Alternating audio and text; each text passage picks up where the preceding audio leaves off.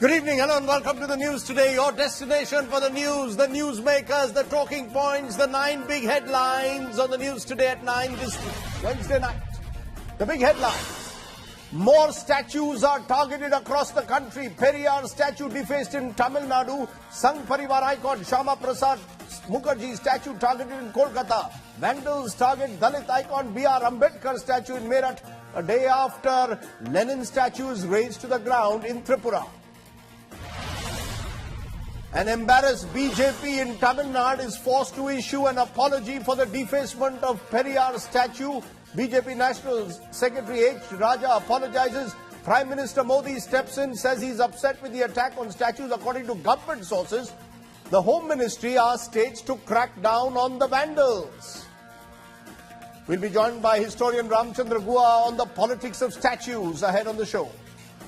The other headlines: after Karti Chidambaram's arrest, the BJP now trains its guns on former Finance Minister P. Chidambaram, accuses him of tweaking the gold import policy to help private companies, including runaway diamond czar Mehul Choksi's Gitanjali Gems. The CBI moves court seeking permission to conduct a narco analysis test on Karti Chidambaram as he fails to cooperate with the probe agency in the INEX media case. Need to be heard on the 9th of March when Karti's 3-day custody will end. In a shocking incident, Karnataka Lokayuk P.V. Shetty stabbed in his office. Accused disguises himself as an advocate and attacks him with a knife in Bengaluru. The police arrest the assailant. Lokayuk Shetty is battling for his life. We'll be talking to the Karnataka Police Commissioner tonight. Suspense over TDP's position in the NDA continues. The Modi government rules out special state category for Andhra Pradesh. Finance Minister Arun Jaitley says the government is ready to extend additional funds but not special status. Chandrababu Naidu calls it a betrayal. Samajwadi Party Chief Akhilesh Yadav reaches out to BSP Supremo Mayawati. The former UP Chief Minister says he's ready to make Mayawati the alliance leader if that will save the country. Embattled pacer Mohammad Shami is left out of BCCI's annual contract list. This is the first big jolt for Shami after his wife levels shocking charges of abuse and cheating against him. Adult film star Stormy Daniels sues US President Donald Trump. She alleges Trump never signed a non-disclosure agreement to keep quiet about their intimate relationship. The US President denies all charges.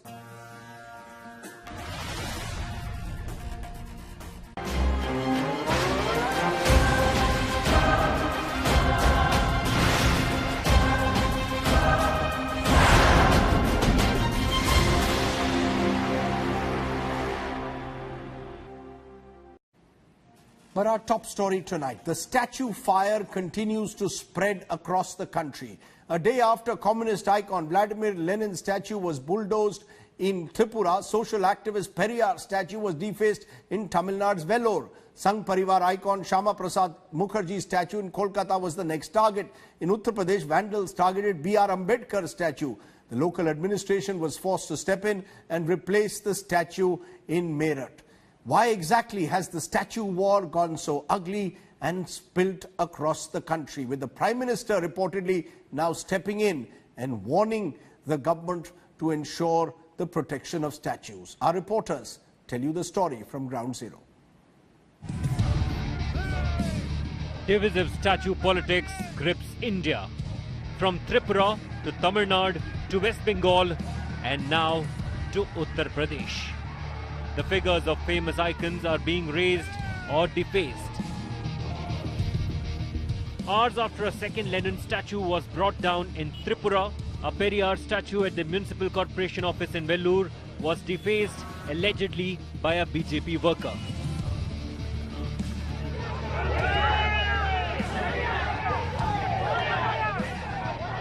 The DMK held massive protest across the state. The CPM and other parties joined in the protest. We're seeing that the protests are only intensifying. The DMK had also staged its protests in some places. Now we're seeing how there are protesters here at Srinagar. This is an arterial road. We're seeing how people are being dragged in. The police officials are dragging in people from the protest group, and this is going to only intensify.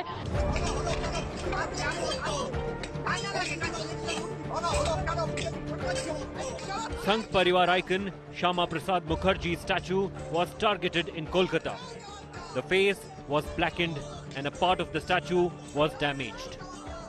This comes just hours after Chief Minister Mamata Banerjee yesterday spoke out on the incident in Belonia in Tripura, where the statue of Lenin was razed to the ground. Mamata had said that such incidents will not be tolerated. There might be ideological differences, but it is never encouraged to take to violence. Soon statue wars have spilled onto Uttar Pradesh. Dalit icon Bhim Rao Ambedkar's bust was demolished in Meerut. The administration has stepped in and installed a new one at the spot by afternoon. The statue war also echoed in Parliament, where the AIADMK and DMK moved an adjournment motion against the attack on Periyar's statue. The AIADMK staged a walkout in protest. The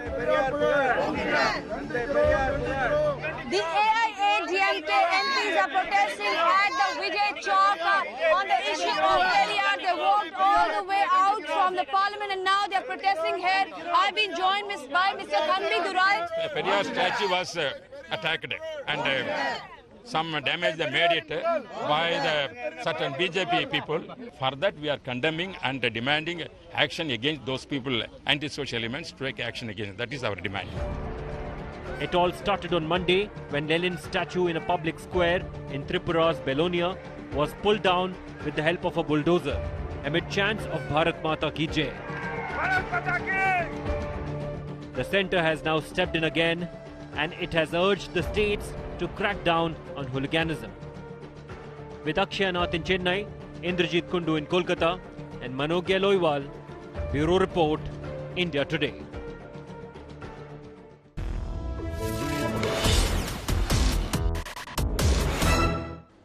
And joining me now, the country's preeminent historian, author of India After Gandhi, Dr. Ramchandra Guha joins me. Appreciate your joining us, Dr. Guha. As you see these statues being targeted, razed to the ground, first Lenin, then Periyar, now even Ambedkar and Shyama Prasad Mukherjee, how do you react as a historian?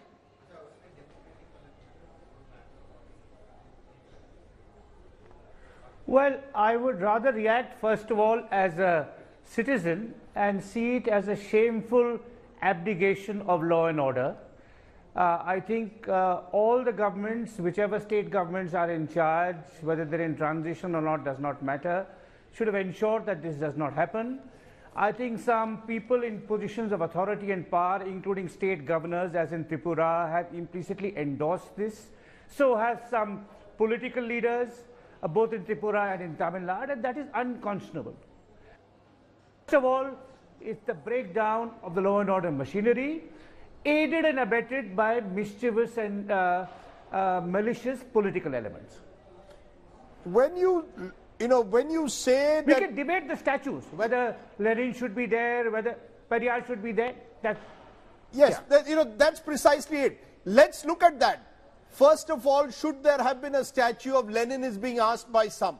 That should the Tripura government in the first instance have put up these statues of Lenin, who according to some represents the mental slavery of the left, that they were putting up these statues. Do you believe these statues should have been up there in the first place?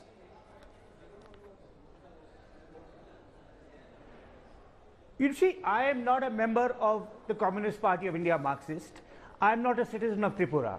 But I would say this, that as a counterfactual, if the Communist Party of India, Marxist, had taken the advice of people offered over the years to have some Indian heroes, to replace, shall we say, Stalin with Bhagat Singh, and put up statues of Bhagat Singh in a mark of rooting their ideology and philosophy in the soil of this country and honoring a great Indian patriot. Perhaps this would not have happened. But that's an academic discussion today. Because the fact is that vandalism of any kind, gross and crude triumphalism of any kind by one group of Indians over another is bad for democracy. So, so those larger questions will be on the table. But the sense of sorrow at vandalism and violence is the preeminent sentiment, certainly for most sensible people. But it is true that Indian Marxists, unlike, shall we say, Chinese Marxists and Vietnamese Marxists and Cuban Marxists, have had a kind of mental slavery. That is the objective fact. I'll come for in a moment to this statue culture in the country, but you briefly mentioned the role of the Tripura governor, for example. He was quoted or tweeted as saying what one democratically elected government can do, another democratically elected government can undo. Do you get a sense that here is the governor almost justifying the acts of vandalism, and then that leads in a sense to a counter reaction of the kind that we saw perhaps in Chennai with Periyar's statue also being targeted? There's a sense that, you know, yes, there's a justification at times of this vandalism. Absolutely. Absolutely. You know, this, see, Rajdeep, Twitter is a medium in which people tend to act impulsively. You have acted impulsively in the past and regretted it. I have acted impulsively in the past and regretted it. But a constitutionally elected governor should not be in the business of shooting off his mouth on Twitter, and this particular governor has done it many times in the past. He has a habit of being provocative, tendentious, partisan on Twitter in a way in which does not become his high constitutional office. And with that past record, to do this as soon as his party wins is an open invitation for lumpens to say even the governor is on our side. Likewise with the senior BJP leader in Tamil Nadu, he deleted his Facebook post, but to say my nephew did it or somebody else did it, simply say I was sorry, you know. So right. I think Tamil Nadu, of course, is much more problematic for the BJP because Periyar is an authentic Indian reformer. He's someone who's admired not just in Tamil Nadu, but across India. But I mean, even in Uttar Pradesh and Maharashtra, you will find statues of Periyar, for example, right? So that's why the damage control set in. But I think private citizens like you and me, if we are indiscreet and irresponsible on Twitter, our professional reputation will take a knock. But for governors to do this is actually playing with fire. You know, the interesting thing though, as I play those pictures of Periyar, today statues of Periyar being targeted and Ambedkar, ironically both of them in their own way were against any form of idol worship. Periyar warned against it, in fact wanted all forms of idols, of gods and goddesses to be demolished, and Ambedkar warned against hero worship. And yet what's happening is you have Ambedkar statues that spout up everywhere, Mahatma Gandhi Correct. Statues of course also everywhere. So this statue culture, is that part of the problem? Today we have a giant statue of Sardar Patel that's going to be built in Gujarat, of Shivaji in Maharashtra. The same money could be spent on health and education. What is this obsession with building statues, even of leaders who protested against idol worship? Of course, absolutely. No, I think that several things at work here. One is statues that are there in inconspicuous places, let them be. One of my favorite examples is outside Cubbon Park in Bangalore, which you have visited, is a statue of Queen Victoria. I passed it this afternoon because I go every day to Cubbon Park for a walk. Let it be. Don't admire it, don't worship it, but don't bring it down. So statues that are there in inconspicuous places, let them be. If Queen Victoria was opposite the Indian Parliament, of course you would want her replaced by Mahatma Gandhi, right?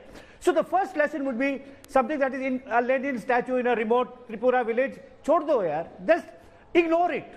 Don't venerate it, don't abuse it, ignore it. That should be lesson number one. Lesson number two is, if you really feel the need for a statue, for example, I think it's wonderful that Ambedkar's portrait is in the homes of Dalits all across India. Because for a Dalit, Ambedkar represents achievement, courage, the zeal to do better in life. That's fine. But should you have a mega statue of Patel? I mean, if every Gujarati home had Patel in their home, in their house, that would be wonderful, that would be fine. But public money to be spent on Shivaji or Patel or anyone else, it could be, it could be Gandhi, Nehru, doesn't matter. So I think we have to adopt a pragmatic, mature attitude to statues. Statues that are there in public, erected by past regimes, let them be there, ignore them. If you admire someone, place him in your home or in your office, but don't make a public spectacle of it. Okay, I think that's very well put. I have behind me yes. Gandhi. I also have Ambedkar somewhere else. Yes, go ahead. So you have Ambedkar at home? You know, for example, on my study. You don't have Lenin? On my study, Rajdeep. Yes. No, I have Ambedkar upstairs. I have Gandhi behind me. I have Ambedkar in my bedroom. In my study, I have a statue of the greatest ever modern Kannadiga, Shivaram Karanth. But I'm not telling my government in Karnataka erect a mega statue of Shivaram Karanth outside Parliament. I admire Shivaram Karanth. He's there in my house, in my study. He's a writer. Right. I admire him. I would like to learn from him. So that should be a mature attitude when it comes to admiring people. The problem, of course, is that the Congress for years put up statues of Indira, Jawaharlal and Mahatma. Now the BJP will want to replace them with their own icons. The left did it with Lenin. And these battles for icons will continue. I have just 30 seconds. One final piece of advice then for our netas in this battle of icons.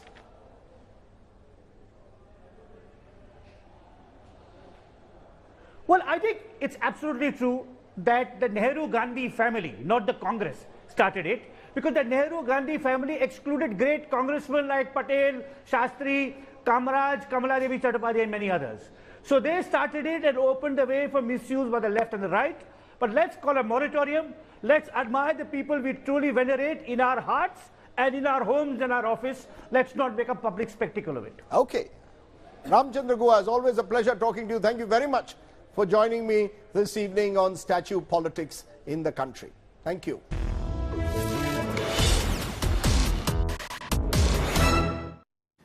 And here's my take on that top story. There is very little to add to just what we heard from Professor Ram Guha, except to reiterate as forcefully as possible. Public monies must not be spent on grand statues, in my view, but on schools and hospitals. If the left admires Lenin, have a bust of the leader in your party office. If the right idolizes Golwalkar, put up a portrait in your office. And if the Congress can't get over the Nehru-Gandhi family or the Shiv Sena hero worship Shivaji, please spend from your party funds. A moratorium on statues built from taxpayers' money on public land is called for. Even the Indian with the maximum statues, Bhimrao Ambedkar, who was against deification, would approve of this moratorium. Okay, let's turn to the top political story of the day, where the blame game over the multi-crore PNB scam continues. Union Minister and BJP leader Ravi Shankar Prasad today targeted former Finance Minister P. Chidambaram. Even as Chidambaram's son is in CBI custody, the minister accused the former Finance Minister of tweaking the gold policy just to benefit private companies, including runaway jeweler Mehul Choksi's Gitanjali Group. Is Mr. Chidambaram now the next to be targeted by the BJP government? Take a look.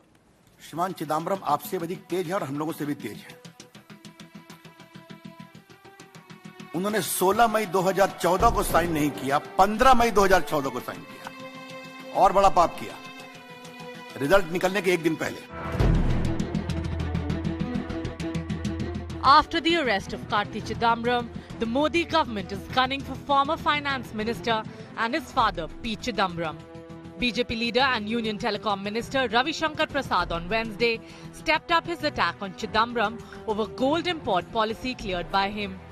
Ravi Shankar Prasad alleges that Chidambaram relaxed restrictions on import of gold on 15th May 2014, just a day ahead of Lok Sabha election results.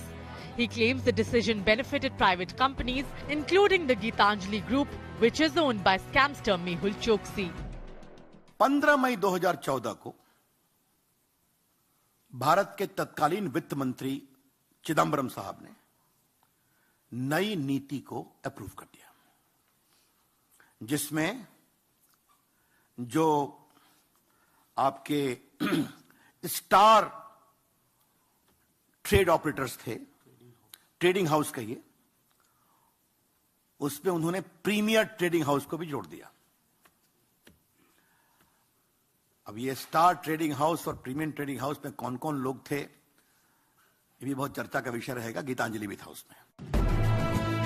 The BJP is levelling several charges. It claims Chidambaram violated model code of conduct by taking a policy decision even as polls were on. It has questioned UPA government's haste in tweaking the gold import policy. The BJP has also targeted the RBI, which was headed by Raghuram Rajan then. The party claims it was wrong on the part of the RBI to notify the change without waiting for the Narendra Modi government to take charge. Interestingly, the Modi government had withdrawn restrictions on gold imports in November the same year. Hitting back at the government, the leader of opposition in the Rajya Sabha, Ghulam Nabi Azad, accused the BJP of shielding billionaire diamond czar. देश में bank घोटाला होते जा रहा है और हजारों करोड़ों का घोटाला हो रहा है कि देश में जो व्हाइट मनी था उसको भारत से बाहर भेजने में वो सफल जरूर हो गए। ललित मोदी चला गया, विजय मल्ल्या चला गया और अब नीरव मोदी और Mehul Choksi.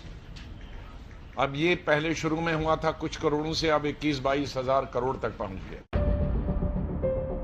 After the PNB financial fraud scam came to light, both BJP and Congress have been blaming each other for the huge scam. What the BJP's relentless attack on Chidambaram indicates is this is not the last we have heard in the Nirav Modi scam. Bureau Report, India Today. Is Chidambaram guilty of impropriety? Will investigating agencies summon Chidambaram for questioning? Are Modi government's charges against Chidambaram valid, or is this the BJP's bid to deflect attention from the Nirav Modi scam? Does the Modi government actually have evidence of wrongdoing by Chidambaram, or is this a media trial? Sambit Patra, spokesperson of the BJP, joining me. Adil Singh Boparai, spokesperson Congress. But to you, Dr. Patra, all these details about the 80-20 gold import scheme, reports, the documents that Mr. Chidambaram allegedly signed on the 15th of May 2014, that would in a sense benefit premium trading houses to import and export gold. All this was known for the last 4 years. Why is it only now suddenly that you are claiming that there is a ghotala? I am told that the BJP at one stage believed that the 80-20 scheme was a good scheme. Now you are turning around and saying, no, Chidambaram is involved in wrongdoing. This entire scheme was done to benefit Mehul Choksi and Gitanjali. Is this your way of bringing the Congress and P. Chidambaram into the entire Nirav Modi Mehul Choksi scam?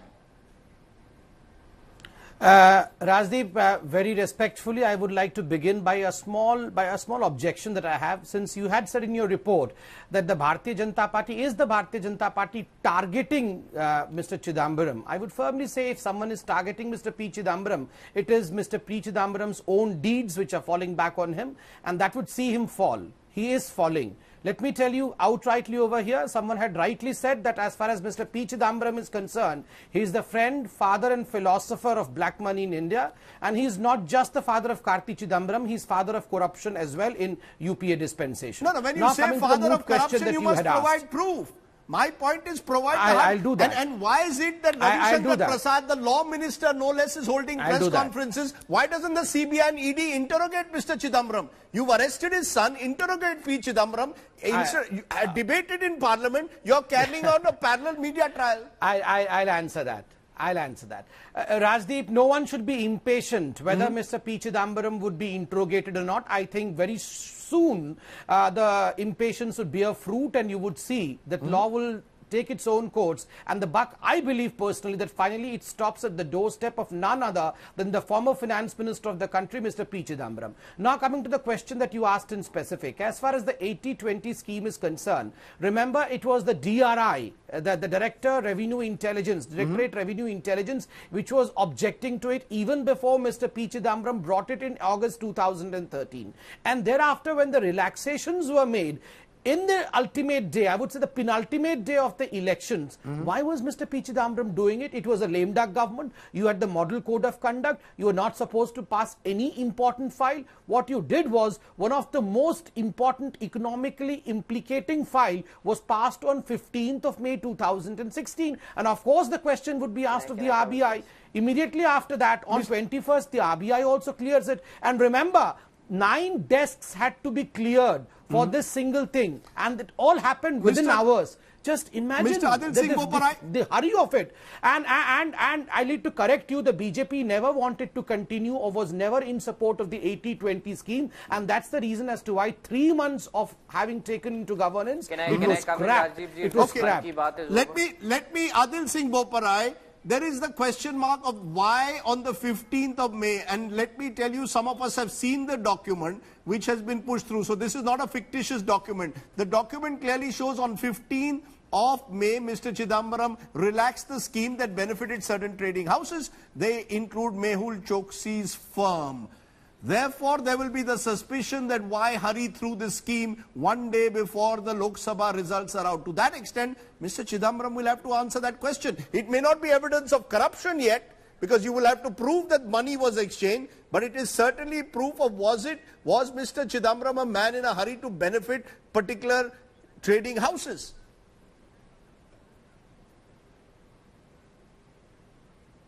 Rajdeep ji, the BJP is deliberately spreading lies, misinformation and selective facts. The fact of the matter is the decision for this particular scheme was taken in August 2013. That's number one. Number two, if you see the balance sheets of these two companies, whether it's Nirav Modi or it's Mehul Bhai Choksi, I urge the BJP and your channel to go through the balance sheets of these companies. These two companies actually registered losses. Point number two. Point number three, the BJP needs to respond. It was none other than the Prime Minister of this country who at a public function referred to scamster Mehul Choksi as Mehul Bhai. Can the BJP run away from video evidence? I think they need to respond. Answer my All question these allegations about what don't was the answer the urgency on May critical 15th. question which the Congress party has been posing. You will have to answer the question on May 15th. I'm answering. Why on May 15, No, the fact of the matter 2014, is, one day before the Lok Sabha results, does these a file decisions pass were already through 9 in the departments? works. No, who said that? Rajdeep ji, No, let me, Rajdeep, one minute, BJP is deliberately leaking misinformation. This is not the... Mr. Patra, I haven't interrupted you. Let me complete. I did not interrupt you. This was something which was already in the works. It started in August 2013. It simply means it is something which benefited the country. The country was going through a currency depreciation at that point in time. And most importantly, you can't lose sight of this fact. The Prime Minister and the BJP's friends actually registered losses because of this scheme. Please see Mehul Bhai Choksi and Nirav Modi's balance sheets. As a result of this scheme, these two companies registered losses. The BJP government continued with this scheme after they came to power. Why didn't the BJP government scrap the scheme immediately after coming to power? The fact of the matter is, this is a deflection from the core question. Why did the BJP allow these scamsters to flee? Does this explain who tipped these scamsters off? You know, whether it was the PM or the finance ministry, how is it that both these scamsters, along with their families, flee in a short span of 10 days? Does this explain this? Mr. Boparai, 1 minute now. Is this headline management, Sambit Patra? Don't say, oh God, please answer this question. You know that Nirav Modi... Who tipped these people off? Mr. Sambit Patra, you know that Nirav Modi's case was to be raised in Parliament and the PNB fraud. To manage the headlines, you go ahead, arrest Karti Chidambaram just before the Parliament session. Now the Law Minister of the country is conducting parallel press conferences outside Parliament. If there is such hard evidence against Mr. Chidambaram, why don't you either arrest him, file an FIR, question him? None of that is happening. It seems at the moment the BJP has decided that let's throw enough mud and deflect from the core issue of the PNB fraud. Rajdeep, first and foremost, let me correct my good friend, and the viewers also should be informed of the fact that Mr. Boparai was saying the false things. Yes, it was brought in, the 80-20 scheme was brought in August 2013. That was brought in order to rein the CAD, the current account deficit. But remember, on 15th of May 2014, I'm glad there was a admitted to this, relaxation given. Just a second. On 15th of May 2014, a relaxation was given to a few companies, approximately 7 companies, going out of the way. Why was this relaxation given? So that they could import more than 2,000 kgs of gold from any port of India without any verification and control. And the loss the CAG stated in 2016 was approximately 1 lakh crore. Now, I mean, why have you not questioned Mr. Chidambaram on that till now? Why only now, after the Nirav Modi scam comes out, PNB is in the courts, are you questioning? Suddenly Mr. Chidambaram, my point is, you have been in power for 3.5 years. Is this headline management? Are you trying to manage the headlines? Let me also correct you, Rajdeep. Rajdeep, are you manageable? Am I managing your debates? Can you be bought? Can you sell your headlines? Of course not. I believe Rajdeep is neutral. He does not sell his headlines. So am I managing this debate? Of course not. You will discuss anything that is important. Remember, as far as Chidambarams are concerned, the first FIR was way back in 2017, May 2017, when there was no inkling of the Mehul Choksi case or the Nirav Modi case. So remember, we are not astrologers to know what is going to happen in the future. And if such was the vendetta case, if it was headline management, the courts are not anchors and panelists who participate in debate. The courts have given almost 9-day custody to Karti Chidambaram because there are hard evidences, clinching evidences against P. Chidambaram, and today I learned Mr. Karti Chidambaram would be facing some kind of narco-analysis test. I don't know whether it's right or wrong, but the courts would not permit any of these without clinching evidences. And secondly, Rajdeep, since you are impatient whether Mr. Chidambaram would be questioned or not, personally, I firmly believe Mr. Chidambaram would not only be questioned, but Mr. Chidambaram his fall from grace has just begun. Remember, Mr. P. Chidambaram, there is a threat almost. There is a threat in the words. Can I come in? I will give Mr. Boparai 30 seconds to respond. These are not threats, sir. The people like Mr. Chidambaram and his son, they have looted this country as never before. Do you think they should be left? They should not be left. Remember, Mr. Karti Chidambaram as Mr. P. Chidambaram converted the FIPB. Why did the See, I am not debating on rhetorics. Mr. Patra, I am not debating on rhetorics. I have facts over here. FIPB became a family interest promotion board. My question is, why was the FIPB doing all that under the behest of Mr. P. Chidambaram after Karti Chidambaram? Let Atul Singh Boparai now respond. Mr. Boparai, I am giving you 30 seconds to respond. The Congress will have to also answer questions. The Congress also will have to answer questions about what happened in that period. You cannot simply claim that Nirav Modi was allowed to escape, Mehul Choksi was allowed to escape. The fact is, there is a period before 2014 that you will also have to answer for, and so will Mr. Chidambaram.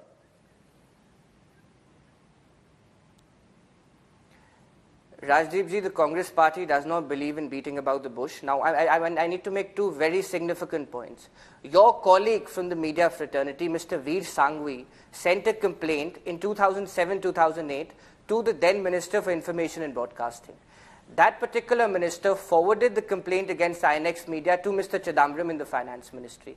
It was Mr. Chidambaram who wrote to the Ministry of Corporate Affairs asking for an SFIO investigation against the affairs of INX Media. This is a matter of record. You can check up. Point number one. Point number two, the BJP doesn't understand. Please, Mr. Patra, do not interrupt. The BJP doesn't understand how the FIPB functions. Rajdeep ji, you need to intervene. We can't have a debate like this. Mr. Patra, I must confess, that's why they're getting jittery. I won't allow the BJP doesn't understand how the FIPB... Quick word, Mr. Boparai, time is running out for you also. 30 seconds, tell me why is it that you believe Mr. Chidambaram has nothing to answer? The BJP doesn't know... I was making my point, Rajdeep ji. The BJP doesn't understand how the FIPB functions. The FIPB is a committee of secretaries, which at that point in time was headed by D. Subba Rao. Now see the case of the CBI. The CBI says Mr. Karti Chidambaram influenced the FIPB. Now for the information of the BJP spokesperson, it was the INX Media which made an application to the FIPB. The committee headed by D. Subba Rao approved that application.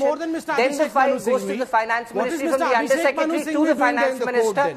And then the Finance Minister approves what has been approved by the FIPB. So is the CBI saying that Mr. Karti Chidambaram you should go and defend him? Unfortunately, has the other secretaries been questioned? Okay, we will leave it there.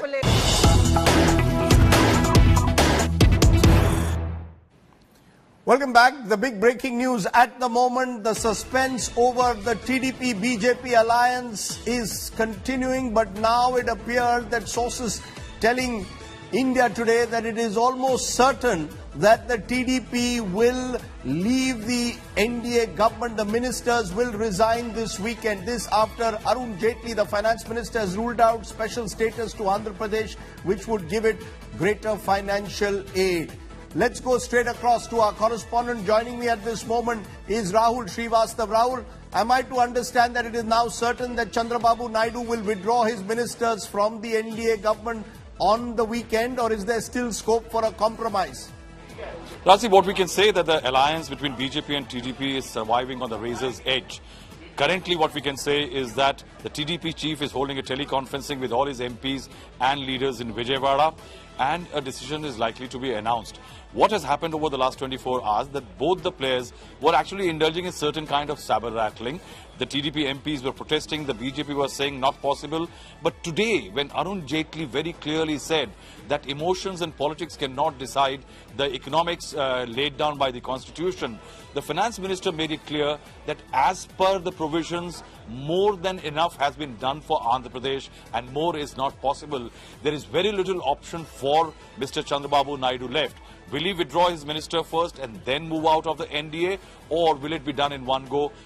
What top sources are saying, it could be the ministers first, which means he will still leave some kind of a room open. But what right now I say, most of the top leaders in BJP are saying that there is very little possibility of the two players surviving. But then politics is always an art of possible. We can have to wait and see what the TDP decides. Okay, but for now it appears the ministers could well be withdrawn from the NDA government on the weekend after Jaitley ruled out special status for Andhra Pradesh. We'll keep tracking that story. Let's stay with the south. A story and an incident that has left Bengaluru and Karnataka stunned. A man today stabbed the Karnataka Lokayukt, Vishwanath Shetty, inside the Lokayukta's office. Questions are being raised now over the security and over just what happened. Here is a report.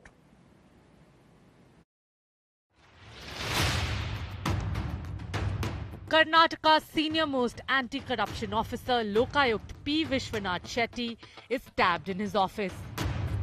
Shetty is now in a hospital.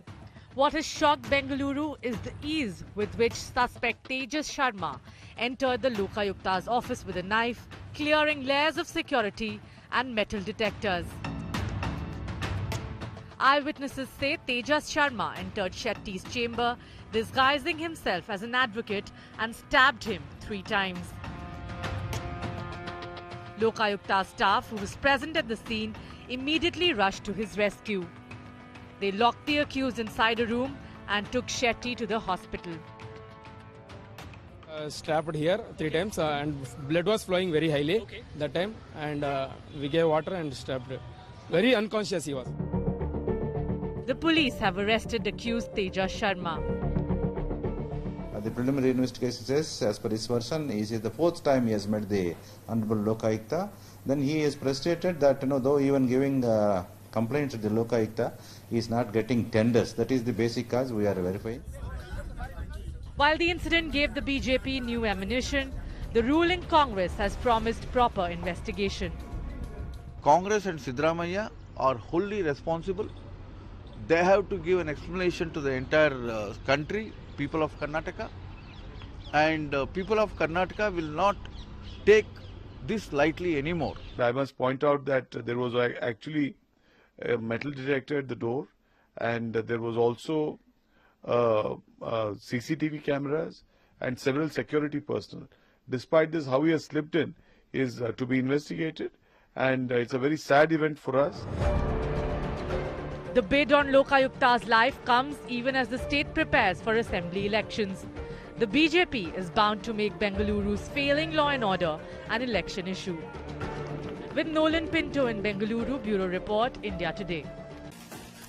India Today Conclave is coming to you this week. It's India's biggest platform for ideas, where business leaders, politicians, thought leaders, artists, icons from every field of life come to explore and exchange ideas. The conclave is in its 17th edition this year, will be held in Mumbai this Friday and Saturday. The focus this year is on the great churn that's taking place around us, the triumphs and the tribulations that we've gone through and that lie ahead.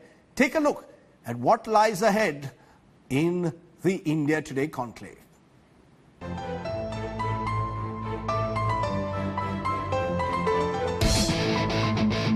The India Today Conclave has always been a forum for great minds and great speakers.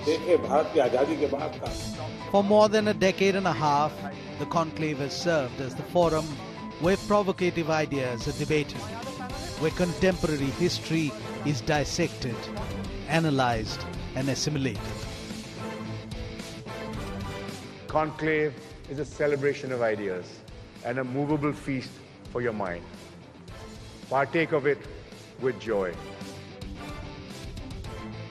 In 2018, as the world dances to a new tandem, as America retreats from the world, as Britain looks away from the Union, as China and Russia witness an expansionist renaissance of sorts, as India gears up for the 2019 general elections, as the world deals with terror, climate and economy, and new fault lines that emerge every day, nothing else makes greater sense than to discuss the great churn, triumphs and tribulations. The India Today conclave has always been about bringing together the greatest minds of the time on a hot topic of the moment. The hot topic of the moment really is the great churn that our world is going through in economics, in politics and in society. So the 17th edition of the India Today conclave will bring together for you the top speakers and thought leaders on this very theme. The clash on policies, the conflict of politics, the conviction of arts, the secret to happiness. To converse about ideas that have forced the world to seek equality. India Today conclave, where ideas meet, so that thinking is reignited.